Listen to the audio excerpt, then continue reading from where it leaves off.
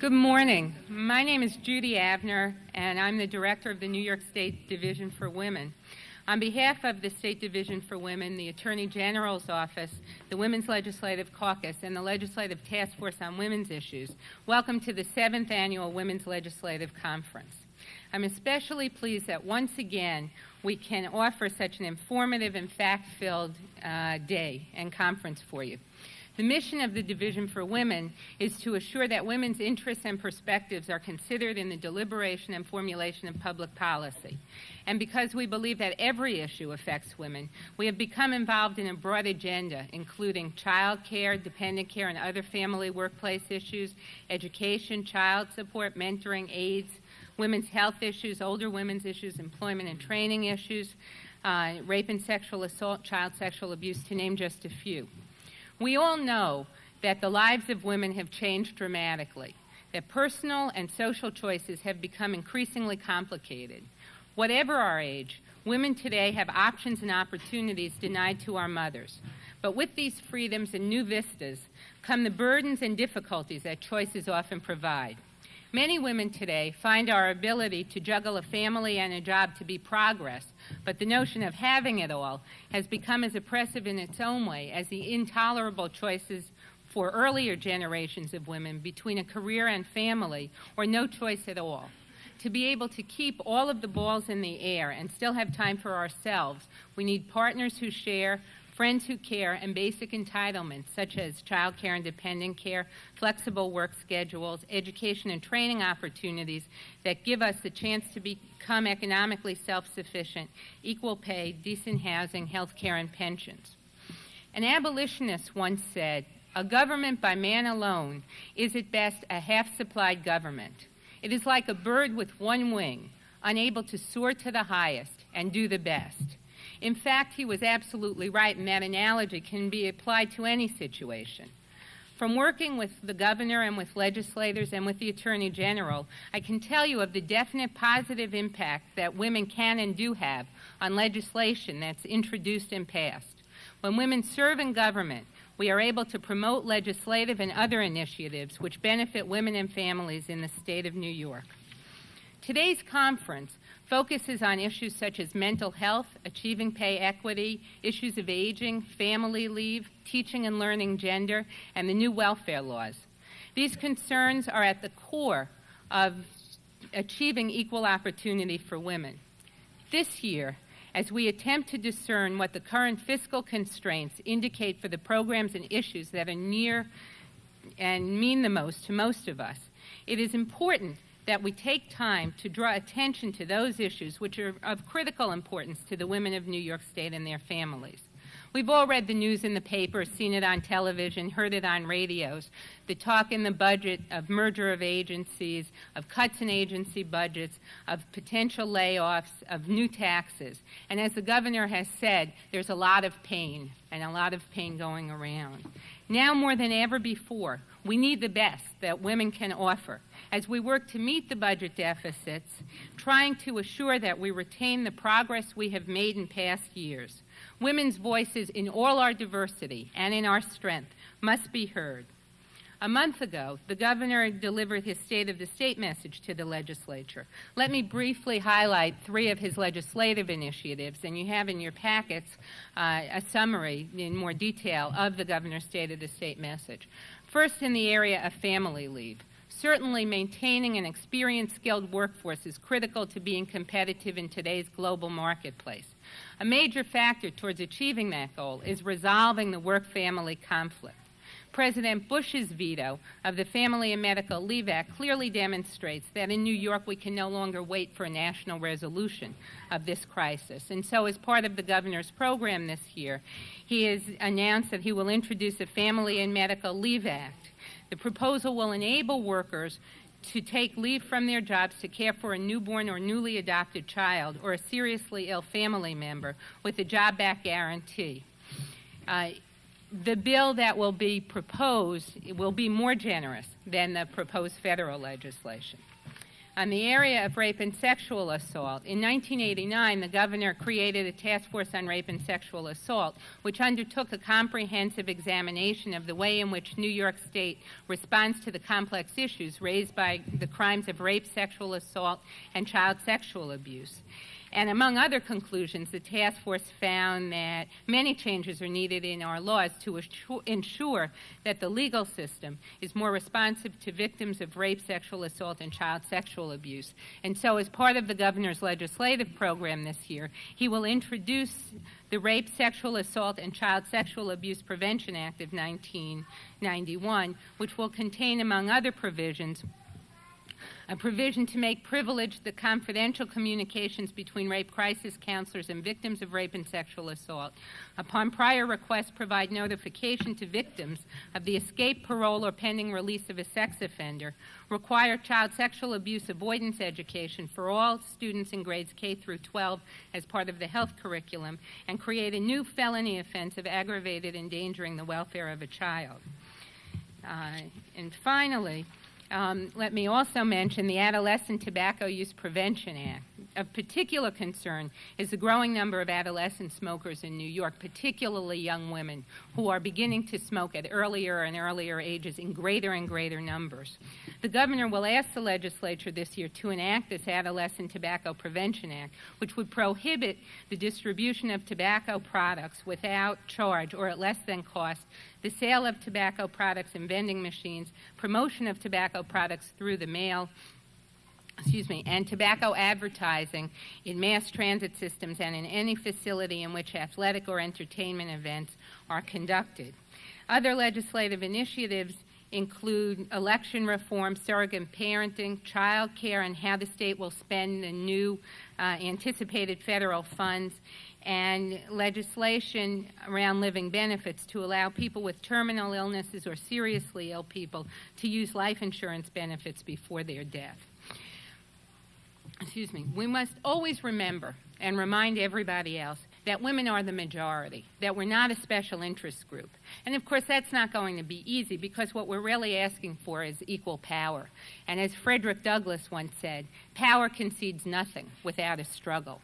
We need to have more women appointed to high policy-making positions in government, elected to executive branches, legislatures, school boards, community boards, really every place that policies are being made. First of all, because it's equitable, but even more important, because we make an enormous contribution to creative policy and the manner of governance. Our perspective is different. It comes from our heritage, from our experiences in life, and our sensitivities that we have developed by the way in which we have been taught and treated. We can no longer simply applaud good programs and complain and decry bad policies. We have to develop strategies and work to secure the rights to which we are entitled. And we must learn to work together and support each other, as well as working with the many men who support our goals of equality. The fact that women have something valuable to contribute to the development of policy needs to become incorporated into the political dialogue to help secure that vision, to direct the dynamism of women's visions. And as we go through this day, let us heed the words of Maya Angelou, who said, "Don't worry about rocking the boat. We ain't even in the boat." It's now my pleasure to introduce certainly a friend of all of us and a very strong and long friend of women in the state of New York, Attorney General Robert Abrams. Do you want more than that? For those of you who don't know how good a friend he is, let me take 2 seconds just to share with you some of his accomplishments for us. Throughout his career, Robert Abrams has been in the forefront of the fight for equal rights. And as Attorney General, he has maintained his commitment to this cause. Under his leadership, the Attorney General's office has taken vigorous action to eliminate gender-based discrimination in New York State.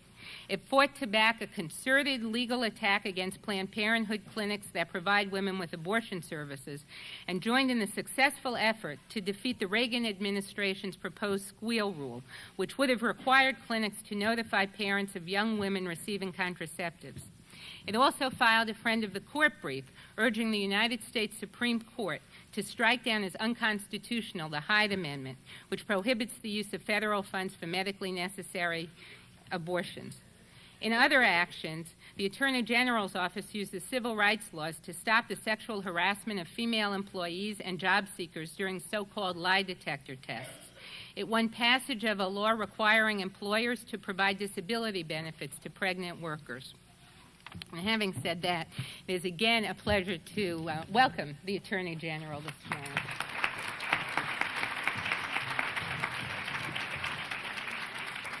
Thank you very much, Judith. I think it was Assemblywoman Weinstein who noted that for next year's conference, we're going to have to do something about this podium. All of you are going to see from the neck up, and maybe some of us who are not as tall as others, you'll see even less of us. Maybe that'll be a good thing for the balance of the conference, but we're going to have to deal with that, I think, at some point in time. I'm obviously delighted to be with you once again and to be on a panel of such strong advocates on behalf of women. Judy Avner, who's the executive director of that important component of state government, two extraordinary members of the legislature, Cathy Nolan and Helene Weinstein, and of course, person who has really come to New York in the midst of some of the toughest pressures to provide quality education, higher education here, but who comes with a great reputation, with a great deal of stamina and some terrific credentials and zeal, the new Chancellor, Anne Reynolds. I'm really delighted to be with all of them this afternoon, this morning, and with all of you. As Judith has said, since I've been given the privilege to be the Attorney General of New York, try to do a number of things showing sensitivity towards women, the number of women who we've hired in our own office, elevating them to the highest levels of position ever in the history of the Attorney General's office, standing for the right things in the legislature, bringing lawsuits that will strike down barriers that still exist as it relates to women. So all of that has become a very critical part of the work of the Attorney General's office. And again, it's good to be with you because I've been with you on each and every time over the past 7 years that we have gathered to talk about these kinds of important issues, and it's nice to see that the numbers don't dwindle or diminish, that we're still as committed and as strong as ever in facing these issues. I'm especially pleased, as I indicated initially, to welcome Chancellor Anne Reynolds, who graces us today as the keynote speaker. Certainly, there can be few challenges equal to those that Anne Reynolds confronts. She's got to lead a great urban institution. She's got to set high academic standards, and she has to provide educational opportunities to our young people, all at an extraordinary time of fiscal austerity. And so, obviously, each of us extends to her our best wishes and, of course, our total support. We know we're not meeting in a vacuum of current events. We know that even as we greet each other, right at this moment, CNN and other networks are carrying the bulletins of war. More than in any other war, women are a critical component of our forces overseas. I wonder how many of us realize that 11% of Army personnel, 82,000 people, are women. That's 16%, and of that, 16% of that number are women who are single mothers. The recent poignant television pictures of women soldiers leaving their young children behind as they go off to the Persian Gulf reminds us that mothers in the armed forces have been separated from their children in unprecedented numbers. Despite the tremendous contribution that these women are making for their country, when they return and hang up their uniforms, they're still going to have to confront the problems that we've gathered here today to talk about. The lack of affordable daycare, the absence of a national policy on child care leave, and assaults on a woman's right to choose. Can it be possible in this day and age that working women who give birth and leave their job, even only temporarily to care for a newborn, can find themselves reading the want ads instead of Dr. Spock's book? It's not only possible, but it happens. It's a reality. Almost every other industrialized nation provides paid employment leave to new parents as a matter of fundamental principle and basic law. Incredibly, in New York and in most of our nation, there's no such provision, not even for unpaid leave. New York does require that employers provide the same benefits for pregnancy as for other disabilities, but there's no legal requirement that women or men are entitled to any kind of child care leave, even for a newborn baby. It was an enormous and unfortunate setback last year when President Bush vetoed a family leave bill that would have mandated certain protections nationwide. We've got to continue to press that case in Washington until this well-earned protection is, in fact, the law of our land. But we in New York don't have to wait for Washington to lead.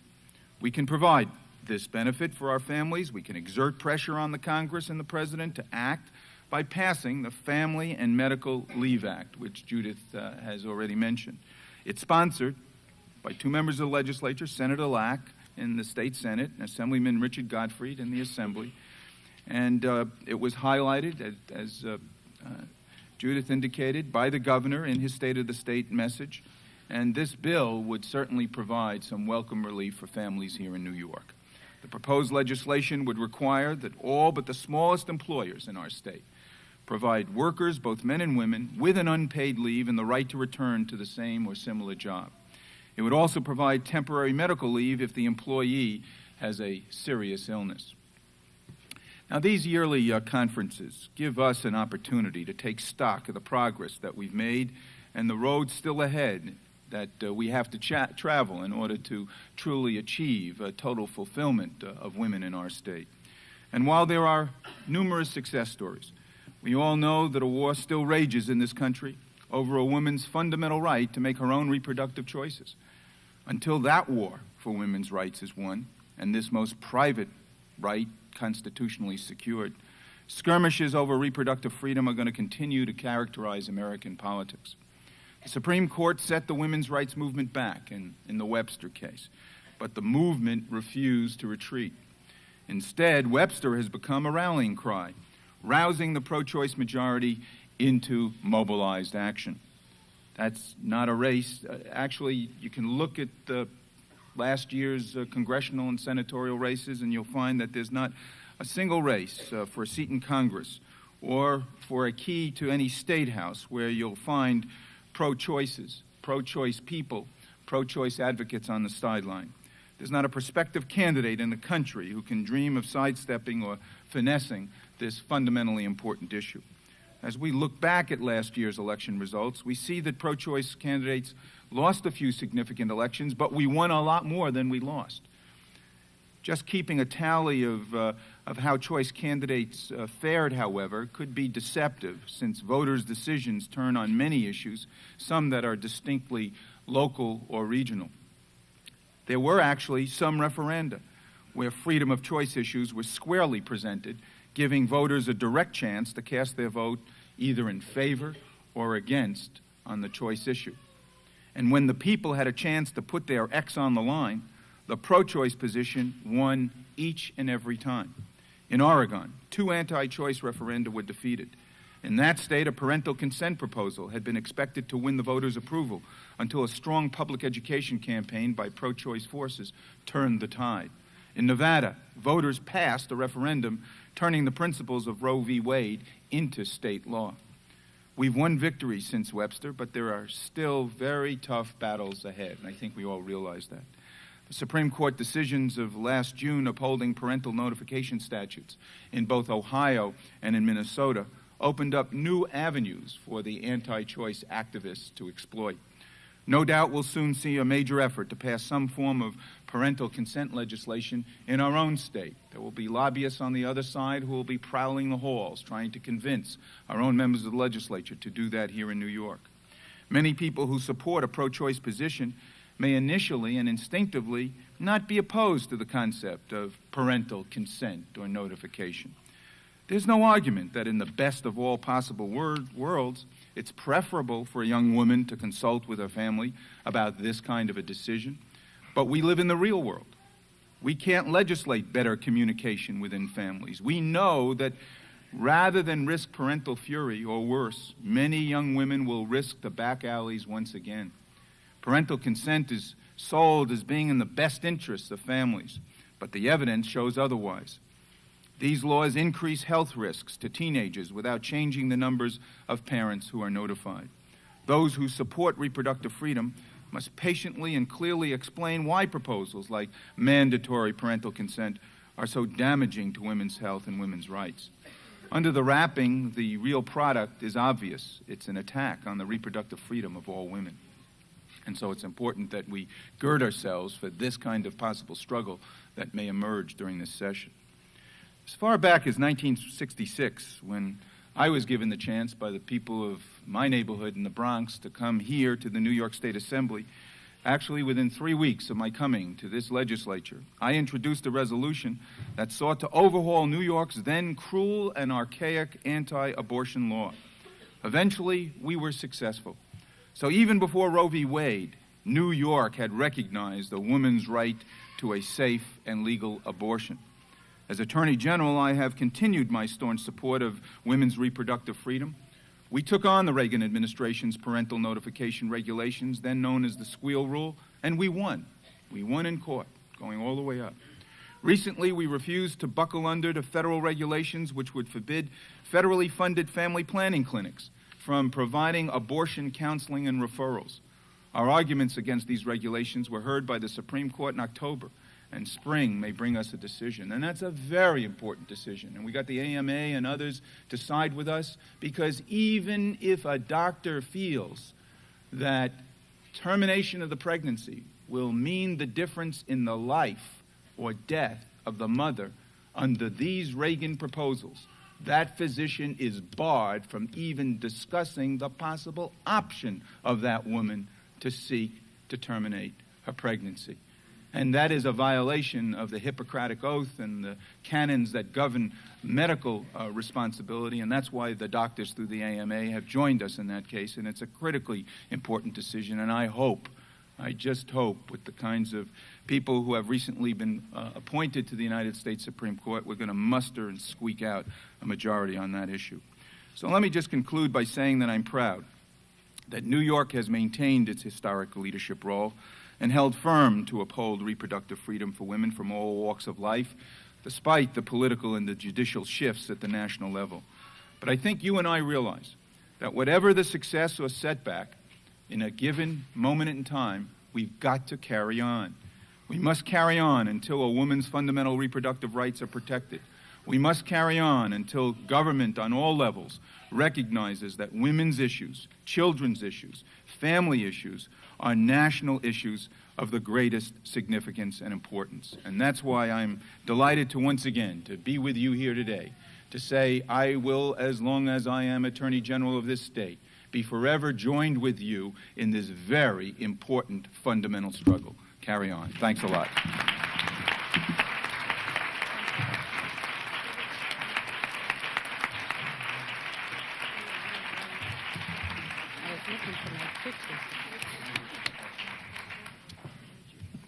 Thank you, Attorney General Abrams. It's now my pleasure to introduce Assemblywoman Helene Weinstein, who was first elected to the Assembly in 1980, representing the 41st Assembly District, which is part of Brooklyn.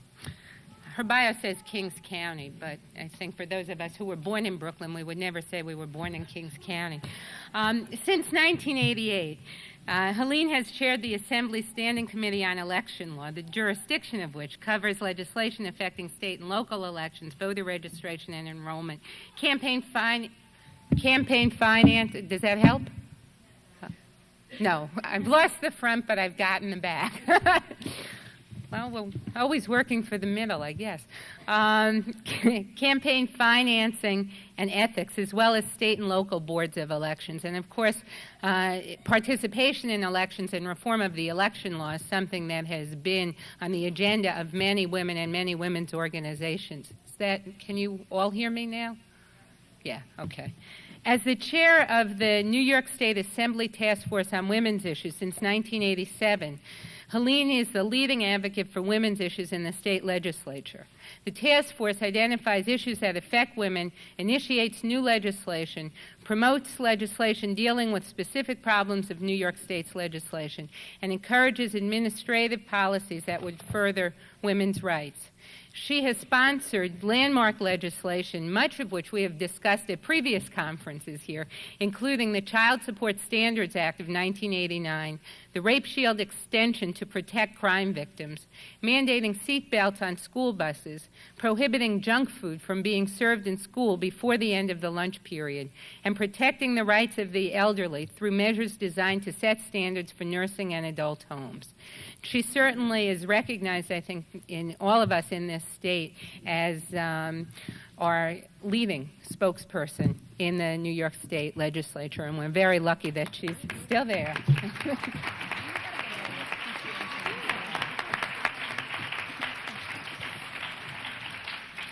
Thank you, Judy. After those remarks, it's probably better if I don't speak, because people... first of all, it's a pleasure to be here. Good morning, and welcome to the Women's Legislative Conference. It's nice to see some familiar faces, and always a pleasure to welcome new people to this event. Since I was elected in 1980, I have been very involved with women's issues, and they've really been my highest priority. And when Speaker Mel Miller appointed me to chair the Assembly's Task Force on Women's Issues in 1987, it was a task. Well, it wasn't really a task. It was but it was a task that I welcomed with great enthusiasm. And I have seen over the years the passage of many laws of great importance to women. But in addition to legislation, one of the most important functions of the task force is to share information.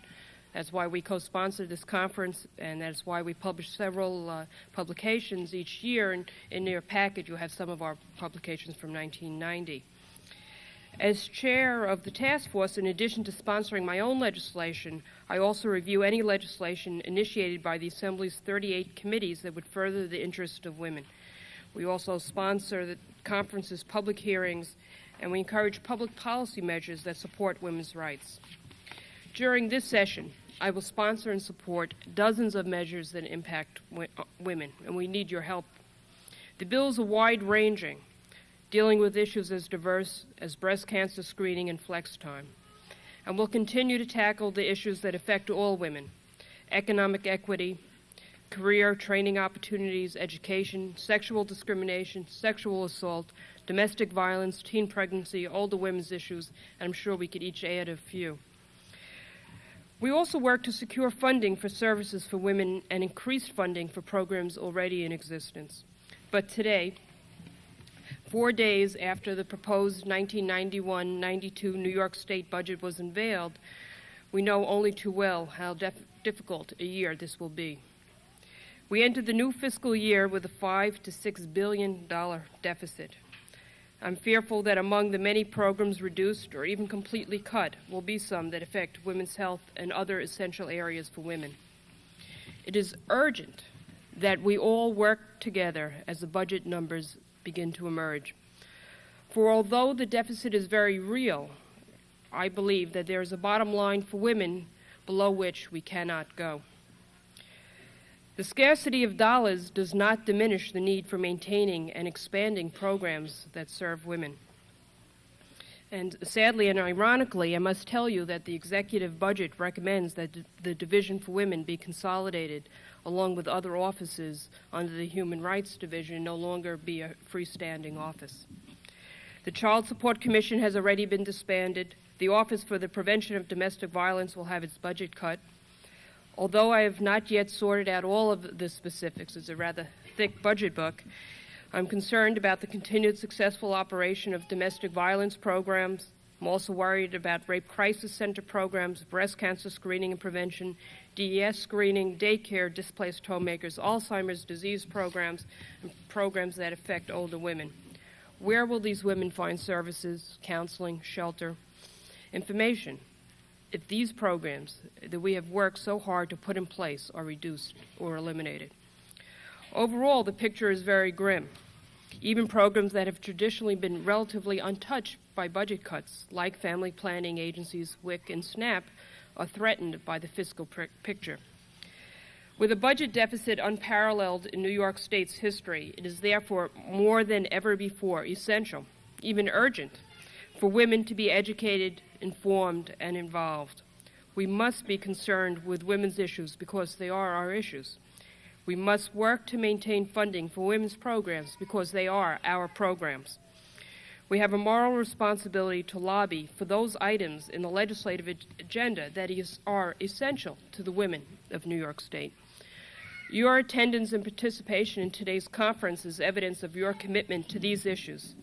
The women of New York State need your continued advocacy.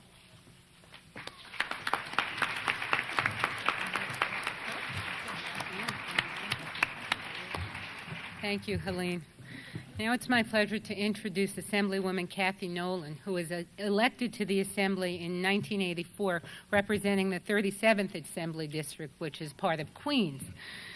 Prior to serving in the legislature, Governor Cuomo appointed Cathy as the Queens ombudsperson, I guess, for the Department of State. And she worked with Secretary of State Gail Schaefer, investigating complaints by citizens and community groups concerning the delivery of services by state agencies. Cathy was just elected, I guess, last week? Yes. So this is your debut in a public forum to be the chairperson of the Legislative Women's Caucus. The caucus has been a vital voice for women in the legislature, excuse me, both in the Senate and in the Assembly. In the legislature, Cathy serves on the Aging, Veterans, Consumer Protection, Corporations, Commissions, and Authorities Committees, and the Commerce, Industry, and Economic Development Committee. She is also the chairperson of the Subcommittee on Women's Veterans, and she's worked for better medical care for women veterans. She's also helped obtain funds to establish a Queens Displaced Homemaker program. In addition to her work with the Legislative Women's Caucus, she is a member of the Hispanic Task Force Somos Uno and both the Irish American and Italian American Legislators Clubs. That's right. We're delighted to have you with us. You're so sweet. Thank you. My job is very simple. I'm here to introduce the Chancellor. So Judy had all those nice things to say. Let me just, the theme of our conference is that every issue is a women's issue. I think the Attorney General in his talk about an update on the law and the issues that affect us, and Helene in her talk where I think some of the budget issues came up, reinforce that. I know this is my 7th year in the Assembly and my 7th conference, and both of those experiences have reinforced to me that women's issues are as diverse and as many-faceted as the women in the communities that I represent. There are a few people I just want to acknowledge before I introduce the Chancellor. One is that the staff who helped put these terrific conferences together, particularly on the Women's Caucus staff, Sean Morris, who will be leaving us, and we're very disappointed about that because she's done such a great job, but she's going on to not better things, but somewhat bigger things. Sean, I don't know if she's still here, but I want to have a chance to thank her for that. There's some other staff people here, Deborah Vogel, who worked with the caucus, and Sydney Allen, I don't know if she's here, but we've been blessed with terrific women who have helped us be able to work as a caucus. There are 28 of us. We represent both parties in both houses. You'll be seeing many of my colleagues from the legislature at the lunch, and I hope that many of you will stay. This is a very dynamic group of women. I want the Chancellor to know that. I know quite a few of you by name and from other conferences. There's a good showing here from Queens. I see Alice Cardona and Irene Hamill and a few other people, and I'm very excited about that as well. These conferences, through their workshops, which this year I think focus particularly on some non-traditional issues and some broadening of issues such as blue-collar jobs, as well as pay equity, grants writing, as well as child rearing. I think that the workshops continue our theme, as I said at the beginning, and as Helene and Judy and the Attorney General said, that every issue is a women's issue. Now, a word or two about our keynote speaker, the Chancellor of the City University. First, I want to say, I don't know about any of you in the audience, but all my life I had women teachers and male principals. So I'm particularly excited that the super principal, if you will, of the city's large system has finally a female. She has such a tremendous resume. I couldn't begin to read it all, but I want to just for a minute, using our theme that every issue is a women's issue, Chancellor Reynolds has made choices that have placed her career in non-traditional roles. She's a scientist by training, and I have to read this right out of the bio. Dr. Reynolds earned her baccalaureate in biology and chemistry from Kansas State Teachers College, Emporia, and her master's and her doctoral degree in zoology at the University of Iowa. She's an award-winning scholar in developmental biology, a specialist in fetal development, placental transfer, and nutrition, and she's the author or co-author of more than 100 scholarly works. Now, as a woman who had, I'm sorry to say for myself, the traditional block about math and science. I'm particularly delighted that the Chancellor of the City University is a woman who is a scientist by training and who has served as a scientist and a science teacher on so many faculties, including Ohio State University, the University of Illinois Medical Center, and of course the California State University, where she was the chancellor of that system before coming to New York. I know her talk will be illuminating. We were very fortunate at the Women's Caucus that one of the first things Chancellor Reynolds did when she came to New York, which I think is indicative of the kind of leadership she will provide as a mentor and as a woman who wants to network with other women, was have the women of the legislature up for a little luncheon and a meeting with her, which we enjoyed very much. As the Chancellor, she leads 9 senior colleges, 7 community colleges, almost 200,000 students, 2/3 of whom are women. And one of the things that I know that she will probably mention, that certainly she did with us, was the need to make the City University more responsive to women, a need to improve, for example, the freshman orientation. How many people here went to City University? I know we have a lot of upstate people, but okay, we have quite a few CUNY people. I think you will agree that the first year that you go back to college, even if it's right from high school, or the first year that you go back, if you've been in the workforce for a few years, are the most difficult and are the most difficult times. So I think that her emphasis is good. We're extremely delighted to have her here. As I said, her resume is impressive, and I'm very, very delighted to introduce to you Dr. Ann Reynolds, the Chancellor of the City University of New York.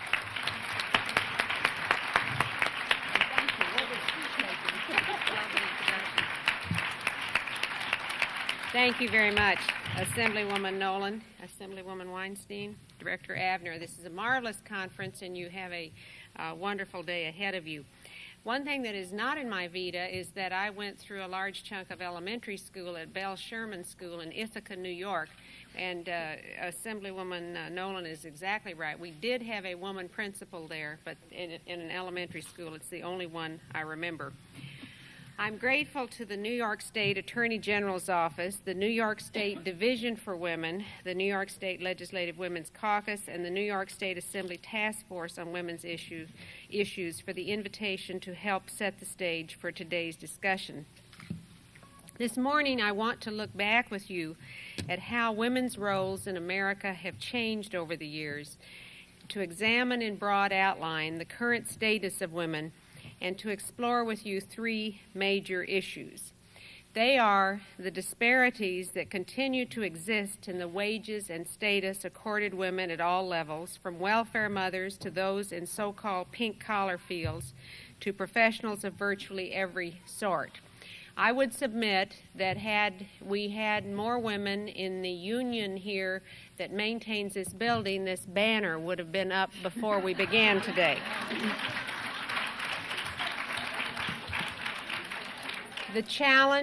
Secondly, the challenge of balancing family life against the demands of the workplace, which continues to fall more heavily on women than on men.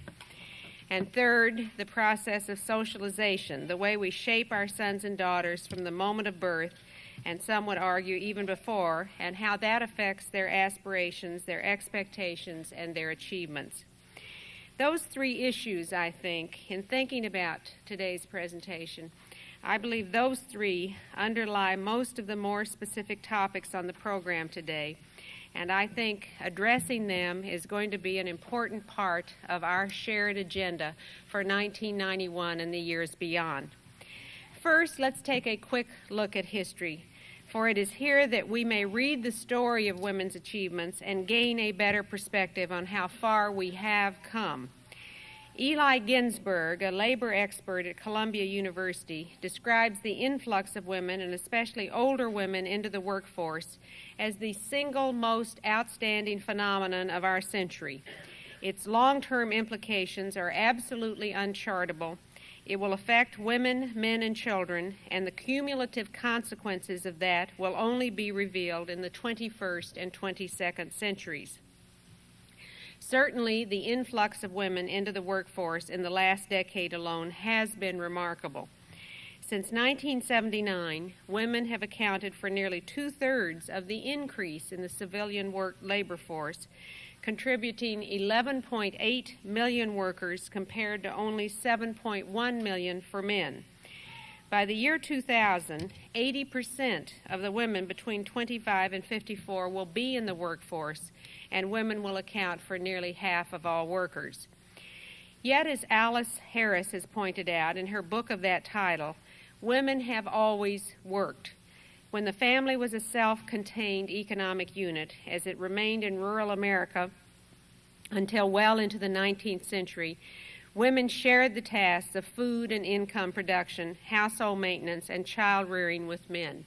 I don't think I know any women that have worked as hard as my two grandmothers. They worked right beside their men in running a farm, livestock maintenance, running, actually at that time they were plowing with horses, tilling fields, and eking an agrarian income. As men became more involved in production tasks outside the home, women took over primary responsibility for running the household, raising the children, and hopefully, and I believe we did this, setting a high moral tone for family life. But if their husbands' incomes were not sufficient to meet household needs, as was frequently the case, or if they were unmarried or widowed, women often worked for wages as domestic servants in the textile mills of New England and New York, in the sweatshops of New York City's garment district, and later in department stores and in offices, and of course as teachers.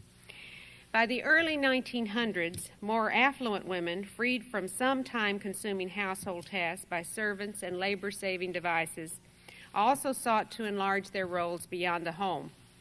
Some went to college, and in the absence of opportunities for paid employment, volunteered their newly acquired skills to better their communities. Eventually, they succeeded in professionalizing their voluntary services into new careers: nursing, factory inspectors, social workers. Unlike women today, though, most women in the early 1900s gave up their careers after marriage. The 1920 census found that only 9% of married women with husbands present were in the wage labor force, and most of those worked because of financial need. The Depression forced many of even this small minority of married working women to leave their jobs on the assumption that in times of scarcity, men had first claim on paid work. My parents married in the height of the Depression. They were school teachers, and there were rules in virtually all schools in those days that there could be only one paid member of a family. My mother had to quit work. The Second World War provided new opportunities for women to do jobs that once were the exclusive province of men.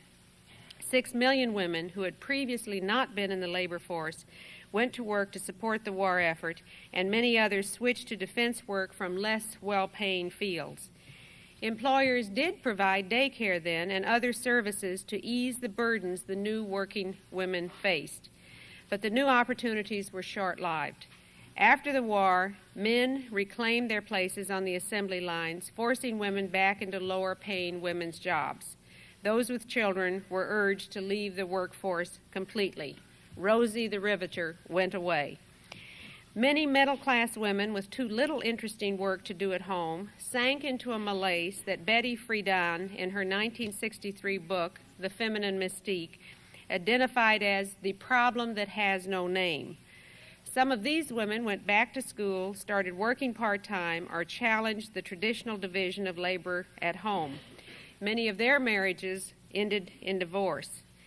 By the 1970s, with nearly one-half of all marriages ending in divorce, young women could no longer count on a husband for lifelong economic security. We stayed in school longer, postponed marriage and childbearing, and forged ahead in careers. We interrupted our work schedules for only a short time, perhaps 6 to 8 weeks following the birth of a child, and some, including I suspect some of us here, conducted business by phone from the maternity ward. Older women whose children had left home also joined the workforce in substantial numbers during the 1970s, seeking new outlets for their energies and skills.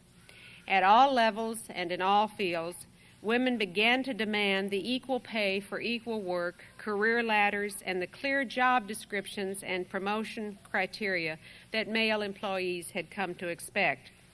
In addition, we sought family-sensitive employee benefits such as flex time, child care assistance, and a more equitable distribution of responsibilities at home. I should add that our success in the first two have been lots better than on the last one. Despite their large-scale participation in the workforce, however, most women have continued to gravitate toward female-dominated occupations, traditionally carrying far less status and providing far fewer financial rewards than jobs held by men. Some young women living at or near the poverty level and without adequate education or marketable skills chose early motherhood as a way to gain status and recognition among their peers, despite the often devastating effects on their ability to move out of poverty over time. Even though those who were determined to rise through the professional hierarchy to the very top positions found it more difficult than they had expected to reach their goals. Movie director Stanley Kubrick once said that if you can talk brilliantly about a problem, it can create the consoling illusion that it has been solved. I think that's happened to a certain extent on issues of women and work. Over the past 2 decades or so, there's been an extraordinary amount written on women's changing roles. Women's studies departments on college campuses, independent research institutes, and advocacy groups have combined to improve the public's understanding of women's contributions and the special challenges they face. Still, I believe it's worthwhile this morning to step back and look briefly at what has really changed, what has stayed the same, and where we go from here. I want to do that by going back to the 3 issues I began with. First of all, wage and status disparities that have traditionally set women and men apart in the workplace. The good news is that the gap between men's and women's wages is narrowing. The U.S. Labor Department, in its last October report, found that women's median hourly earnings are now 74% of men's. A decade earlier, women's hourly earnings were 64% of men's. In occupations in which women have not traditionally been well represented, women often receive wages as high or higher than men. For example, a woman in a computer job or one like that. For women who've completed 4 or more years of college, hourly earnings are now 86% of the hourly earnings of their male co-workers. Yet women continue to constitute a large proportion of workers in traditionally female occupations where wages continue to be low. The economy's need for new workers over the next decade gives little hope of change anytime soon. 5 of the 11 occupations projected to have the greatest number of new positions available over the next decade are female-dominated fields: retail sales, waitress, cashier, food worker, nursing aide, where median wages are below the poverty level for a family of 4.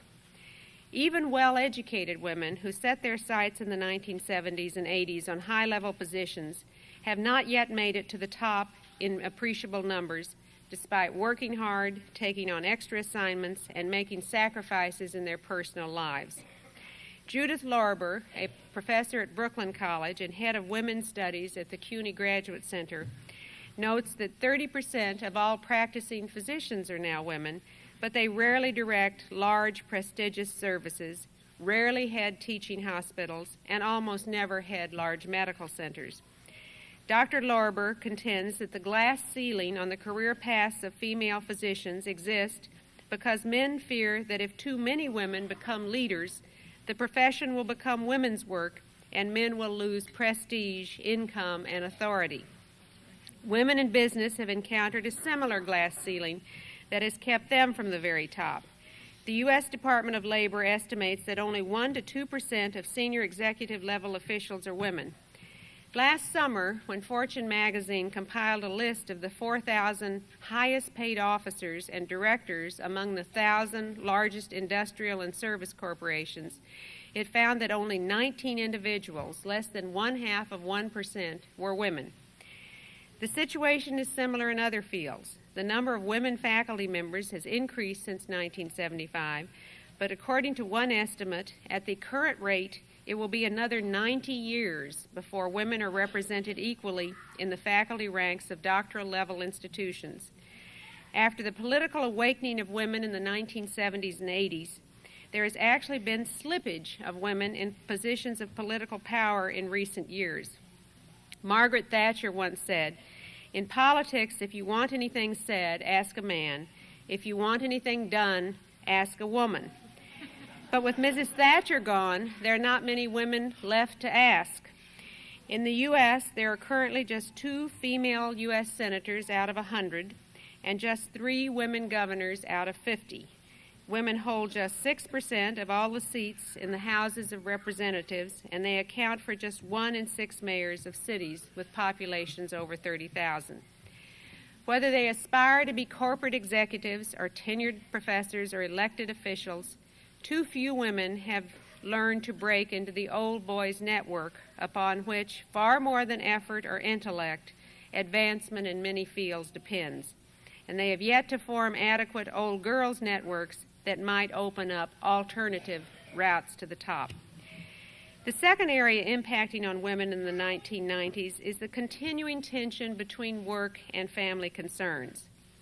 Whether they are unemployed teenage mothers, workers in traditionally female jobs, or professionals who aspire to the highest levels of authority, income, and prestige, women, by and large, must still deal with the dual burdens that work and family present. As women moved into the workforce in large numbers, and especially as some of them sought challenging careers, many expected that the burden of home and family work would be split more equitably between husbands and wives. Although there has been some progress in that direction, most of us know from experience that the division of labor is still far from 50-50. We may have taught our own husbands that it's not called babysitting when their own children are involved, but most of us have not figured out how to make them full partners in the domestic enterprise. Mark Twain was once asked what men would be without mothers, and he is said to have replied, "Scarce, very scarce." Today, even though the birth rate has fallen dramatically since Twain's time, most women do have children. Some 80% of working women will become pregnant during their work lives. More than half of the 58 million American children under age 18 in March of 1988 had working mothers, and nearly half of children under age 6 had mothers who worked. In fact, now, less than 10% of U.S. families fit the traditional model of working father and a mother who stays home with the children. More often than not, it's the woman who has the responsibility for raising children alone. Nearly 2/5 of the increase in family households between 1969 and 1989 was attributable to families maintained by women. Not surprisingly, given women's concentration in sex-segregated, low-paying jobs, more than half of all poor families in the U.S. in 1988 were headed by women. Child care is an important issue for virtually all working women with young children at home. It's particularly difficult for low-income families. The average working family spends 10% of its income on child care, making it the 4th largest expense after housing, food, and taxes. The average low-income family, however, spends 25% of its income on child care. Yet, federal expenditures for child care programs that benefit mainly poor and low-income families declined 25% between 1977 and 86. Some large American corporations have stepped in to help women balance work and family responsibilities with child care assistance, flexible scheduling, and parental leave policies. Yet, outside of major corporations, such family-sensitive policies are less common. According to the Women's Policy Research Institute in Washington, only slightly more than 4,000 U.S. companies out of 6 million provided child care assistance in 1988. Women with high aspirations face some particularly difficult choices.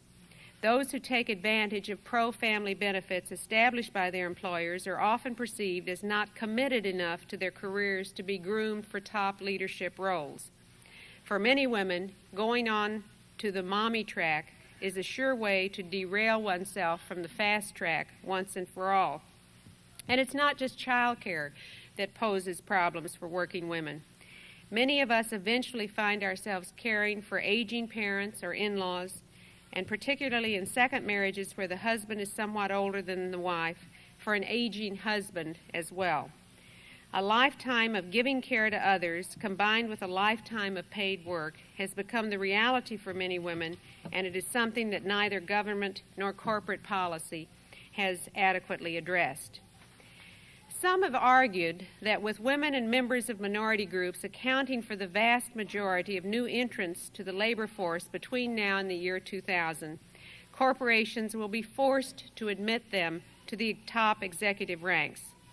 I hope that prediction is correct, but I don't really believe it, for at least two reasons. First is the distance many minority women who will form a major part of the pool of new workers between now and the year 2000 still have to go before they can hope to qualify for jobs requiring the highest level of skills.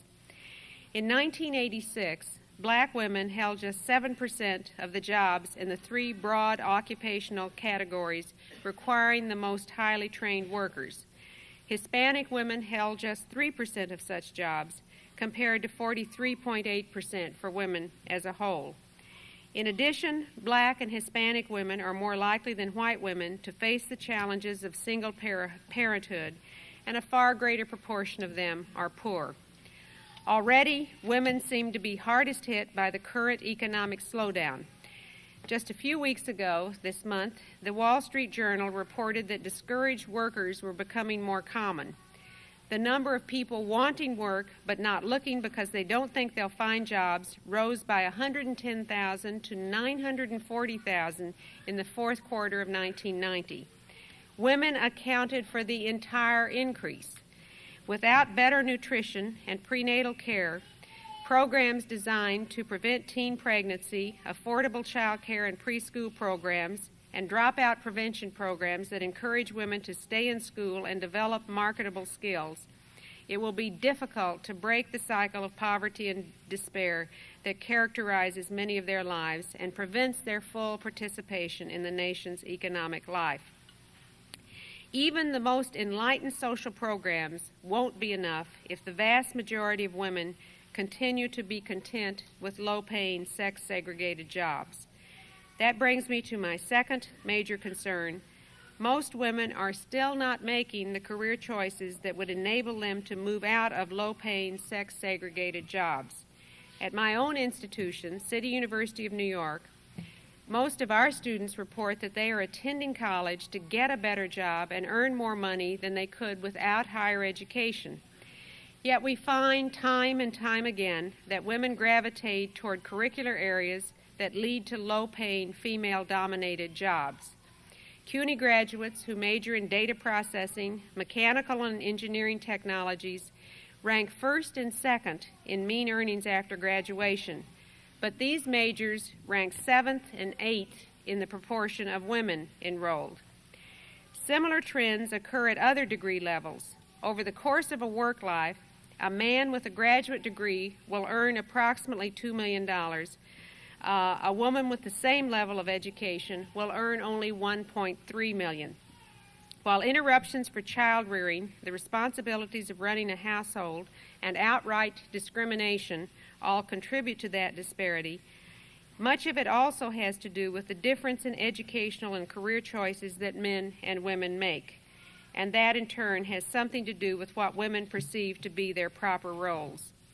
It is telling, I think, that a recent study by the American Association of University Women found that at age 9, 60% of American girls were confident, assertive, and felt positive about themselves. By high school, only 29% felt that way. Boys also lost some sense of self-worth as they aged, but the losses were far less than for young girls. Lack of self-worth translates into lower achievements in other spheres. Although girls do just as well as boys in science and math in the early school years, by high school, girls often opt out of the math and science courses that would open the door to science and engineering careers. Those who do persist are often content to take the data while their male lab partners carry out the active, creative work of discovery. Not surprisingly, women are still terribly underrepresented in science and technology careers, despite some progress in the early 80s. Problems such as this can be addressed only partially through legislation, although appropriate legislation can certainly help on issues from pay equity to welfare reform to affordable child care. As Harry Truman said, it's a recession when your neighbor loses his or her job. It's a depression when you lose yours. Given that stark reality, many of us, men and women, would prefer working in a somewhat less congenial workplace to not working at all. I say this to indicate we're going to have to temper some of our aspirations because of the economic realities we must face. We also need action at other levels as you're planning in this conference today. We need strong and able women who are willing to serve as role models for younger women, as successful men have traditionally done for younger men, and in recent years for a few lucky women as well. Too often, those of us who have earned our places the hard way have been reluctant to extend a helping hand to those still on the way up. Perhaps we're still a little too new and insecure in our own achievements to take the risks that mentoring involves. But consider the alternative. We're all in trouble if Madonna is the best role model we can offer to girls and teenagers about to make decisions that will determine their life courses for 50, 60, or 70 years. And believe me, all of those girls watch Madonna. That brings us back to today's conference, the wealth of items on the agenda before us. Our challenge here in Albany and the world beyond is to capitalize on our collective strength, to enlarge our base of support by enlisting the help not only of other women, but also of men, so that together we may create a more humane and equitable workplace, a more humane and equitable home life, and a more humane and equitable society. That can't all come about from this single conference, of course. It may be more than we can accomplish in the millennium, but it must be our goal, the ultimate end and the consuming purpose towards which we direct our efforts. Let's begin now, today in Albany, by rededicating ourselves in a direct and personal way to that transforming task. Thank you.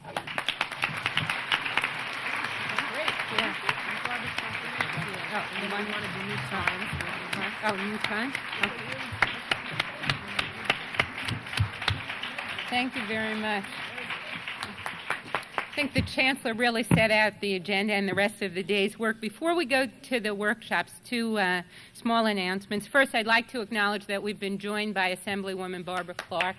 She would stand, and she...